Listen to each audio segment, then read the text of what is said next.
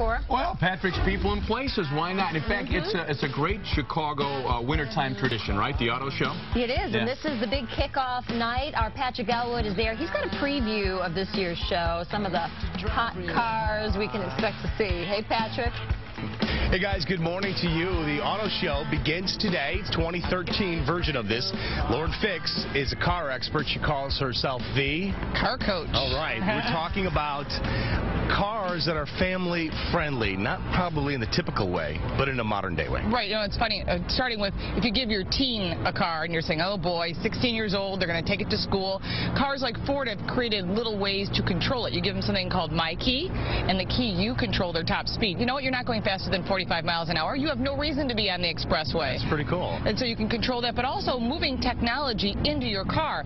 Something, for example, since we're in the Ford booth, the Ford Edge and the Ford Focus and the Ford Flex, these are vehicles that have the new sync system. Actually, all of their vehicles do. What I like about the system, it allows you to take your phone and make your car your mobile device. So while you're driving, someone sends you a text, it'll read it to you. You can tell it to text out. There'll be audio. It will read that text while you're driving. Right, it will, and that's great. And so it also has become the family room for kids. You know, how hard is it to get to communicate with your children these days? And I have teenagers, and boy, I always ask, are you bringing your 5,000 friends with you, or is this a family vacation? And this allows communication now in the car. There's still to make many of them become hotspots, so you're going to connect them to 9 devices. I don't know why you'd want 9 devices in your car, especially if you're driving. Right. But that's there for you. If you work in your car and you've got a laptop, maybe you work construction or you're a manager or you're sales, you need to connect. That's really nice that these are available. Also, Ford just opened up an app ability for you to make your own app. Let's say you and your significant other want to go out to dinner. Where do we go? You know, it's always that fight. I'm sure you've had that too. Where do we go to dinner? Do we go bowling? Do we go to the movies? You can create your own app for that. There actually is one that someone created through the Ford app system that allows you to say, based on your area, this is what's playing and this is what's available in the prices, so you can calculate your date. Very cool. You know, in terms of like the purchasing power, or who does the purchasing in the house for a vehicle, male or female, mom or dad, is it kind of 50-50 there?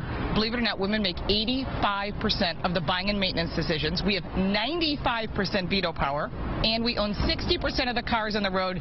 Yes, it's power of the purse. We also have power of the remote control, too, but we already know that. They like to think they have it. Some other skills as well. Yes, exactly.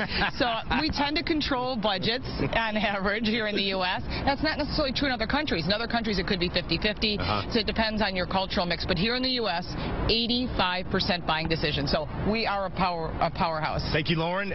People want to get in touch with you, learn more about you. Where do they go? You can find me on my Twitter feed at Lauren Fix, or my website, LaurenFix.com. Thank you so much. That's a story from McCormick Place. Throw back to you guys in the studio. All right, pretty cool. Did you hear about that setting the speed limit on your car? Believe me, I heard it. Having a 16-year-old at home, yes, I heard it loud and clear. Coming up here on Good Day Chicago.